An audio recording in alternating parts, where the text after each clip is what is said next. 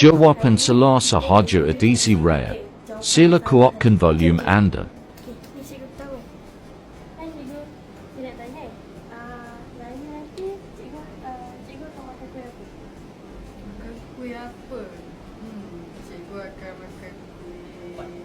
Jawapan yang salah saja. Jawapan yang salah je eh? Ha. Okey, cikgu akan makan kuih lemang lah kot. Ni cikgu dulu. Cikgu siapa? Cikgu siapa? Ya, Tahun ni pencerai berapa besar?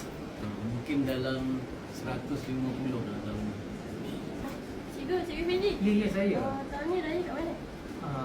Kalau tak bulan, kat Bintang. Cikgu Afiq. Ya, saya. Menu raya nanti makan apa?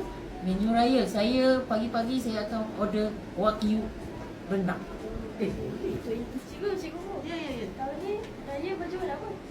Tema saya tahun ni besi strawberry.